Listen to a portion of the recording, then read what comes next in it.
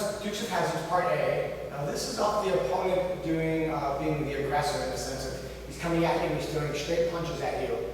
For the sake of training, for the sake of safety, is we're just going to kind of do open hand strikes. But again, this really would be punching or potentially palm striking. But for now, we're just going to do this. So Ms. Tara is going to be the attacker. She's going to get a fighting stance, and she's going to start punching or palm striking me in the face. What I'm going to do is I'm going to have my hands on my head, and I'm just going to move my hands up and down.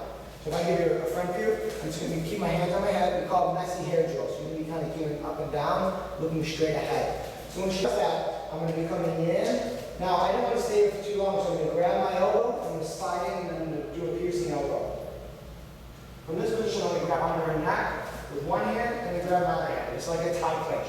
I throw 3 knees, 1, 2, 3. I step next to her foot, and then I would throw her, reverse her on the brothers. So this would make a lot more sense on the wall. So if Ms. Tara, if I was against this wall here, and she was the attacker or the bully, she's hitting me, I'm defending, I step in an elbow, I grab, I throw 3 knees, I step next to her foot, and then I would throw her into the imaginary wall. And then I would exit with my hands out. Number 2 is the same idea, but I'm going to take her down. So Ms. Tara is striking, I step in with the same elbow, but this time I'm going to grab under her head, and then I'm going to grab onto her tricep. Elbow. It's like if she was to try to grab me, I would grab on. I would step next to her foot, bringing all of her weight on this way. I step behind her foot, and I would take her down. So again, she's punching, I'm defending. I step in an elbow. I go to grab her like this, so I'm locking on tight. Step next to her foot to get her weight off, so I'm going to bounce. Step behind her foot, and just take her. So more on the side view, so you can see, she's hitting. I step in an elbow, I grab her head, and get really tight. I step, putting all of her weight on that leg, step behind, and just take her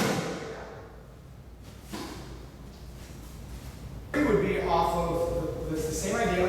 When she's punching me, I don't like it. So what I do is I make a huge mistake, and I drop my head, and I go to tackle her. But she puts me in a front choke, or headlock, or guillotine. What I don't want to do is I don't want to allow her to get her hips in and choke me out. So what I have to do is I have to stop her hips. Both hands are on her hips. No thumbs, my thumbs are tight. And I'm going to start kneeing to the groin, which forces her to block with one arm, which takes one arm off the shoulder. I grab, my hand comes up, putting pressure on her shoulder. I step through, I wipe her arm off, I turn, and I will push her to the wall. So if we were to face the wall, let's say, or she's hitting me against the locker or the wall, I'm defending. I make a mistake, I drop my head and tackle her. She chokes me. I push her hips away, I start kneeing. She defends, I grab, my head comes up, wipe the arm off, turn, and then I push her into the locker.